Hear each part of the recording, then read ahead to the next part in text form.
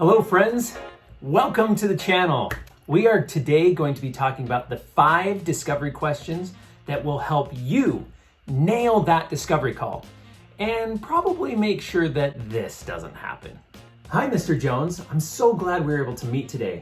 I have a couple of questions that I'd like to run through with you. Is that okay if we start there? Sure, I think that's a great idea. Let's do this.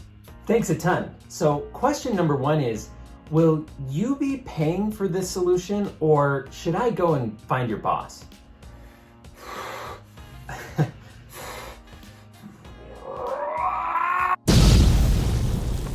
I really hope your discovery calls don't go that way, but let's make sure we talk about a few questions that can help make sure it definitely doesn't. But before we cover the 5 tried and tested questions, please make sure to give that like button a little tickle, share with your friends, and obviously subscribe. I'm really excited to release this content to help all sellers improve their game at least a little bit.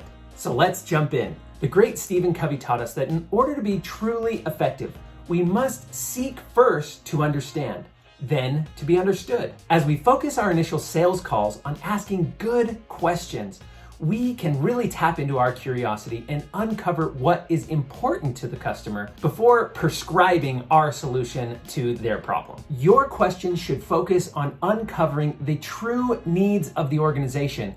That way you can see, does your solution actually solve the problem that they have? So let's jump into question number 1. What motivated you to take this call with me today? This question is an open-ended question. It prompts the prospect to really think about, why are they on the phone with you today? What problems do they have? What solutions are they looking for? And how can they articulate that problem in a way that you may understand? I mean, why would they spend 10 to 15 minutes with you versus checking email, taking lunch, calling their wife, or whatever else they may think that 10 to 15 minutes worth of time is useful for? Not only does this question help them start to think through what their problems truly are, but allows them to begin to paint the picture of where they are now and where they're trying to get to. All right, story time. So my 4-year-old is amazing. She is an artist. She loves to draw. She loves to paint, and she loves to be really creative. She loves all things pink and glittery and unicorns. And one day she sat down and began to draw a unicorn. And of course, her beautiful puppy dog eyes looked at me and said, "Papa, do you want to come and draw with me?" And I, of course, said I would. And so we both sat down and were drawing a unicorn. My unicorn looked at least a little better. I know I'm not Picasso. I know that I am no incredible artist, but my unicorn had a few more details than hers. Hers may have looked like a bit of a stick figure with a horn and a tail, but she was proud of it. And guess whose picture went up on the refrigerator? Mine? Of course not. Even if mine was drawn by Picasso, it wasn't as beautiful and as wonderful as hers because she made it. Now, just as my daughter loved her picture far more than mine, our prospects will love their picture far better than yours. If you come in crashing in with features and benefits and all these things that you are really good at, they aren't going to want to put it on the fridge. So these discovery questions, especially this first one, allows them to begin to tell the story, paint the picture, and let you know what they truly need. And this leads us to question number 2. Question number 2 allows them to not only talk about their current situation, but where they want to go next. If you were able to find a solution to this problem, what are the outcomes you would be looking for? This question is also open-ended, and it really starts to help them understand and see the destination of where they're trying to get to. Sometimes when you ask this question, the prospect may look at you like, isn't the answer obvious? I could have more time to work on this. I would have more money to work on that. My team would be more effective at this or that. But when this happens, this is your opportunity to help guide their hand and maybe add a little more detail to their picture and their story. So here are a few more follow-up questions that you may be able to ask to help them articulate their story a little bit better. How would you measure the effectiveness of the solution and the outcomes you're looking for? Should you find the right solution, what's the ROI that you would be looking for this particular investment? So let's say it all goes well.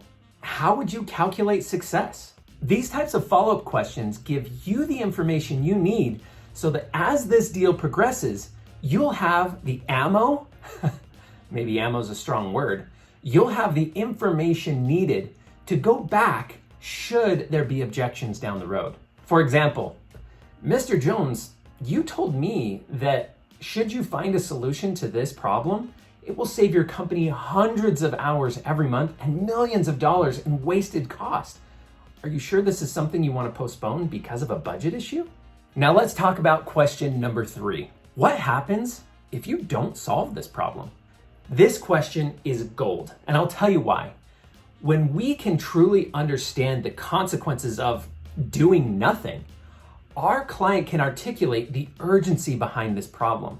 If there's no urgency, why should we be involved? If it's not truly important, why would we waste our time on going through features and benefits and technical fit if it's not something they're really pursuing anyway? The chances of them dumping money into solving a problem that's a minor annoyance is slim at best. You and the prospect need to be on the same page from call number 1. So during your discovery, make sure you understand how important and urgent is this problem really. Now let's talk about question number 4. Last time you made a purchase like this, what did the process look like? This is your roadmap question. This question will outline the details of what their buyer process actually looks like. And no matter how articulate or complex or incredible your seller process may be, if we don't align to their buying process, we're dead in the water. You like selling 3-year deals? Well, they don't purchase in contracts larger than 1 year at a time.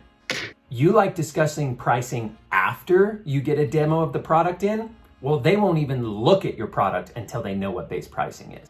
You want to discuss pricing with the decision maker? Well, guess what? In this instance, their procurement team is the only team that will negotiate price anyway.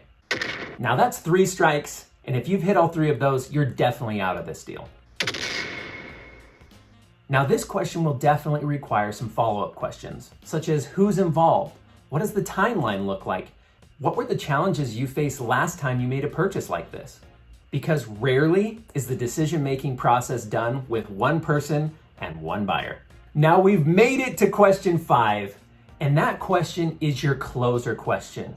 Would it be worth your time to look into this further with us? You'll notice this is the only closed-ended question in the entire video. This is because this question puts us into commitment mode. Commitment mode engaged. This question really uncovers if the deal is moving forward or not. Every call you have, whether that's in prospecting, discovery, or follow-up and closing, you need to end with a commitment. This question not only uncovers the true intentions of your prospect in finding a solution, but can quickly uncover some upfront objections that you may need to address now.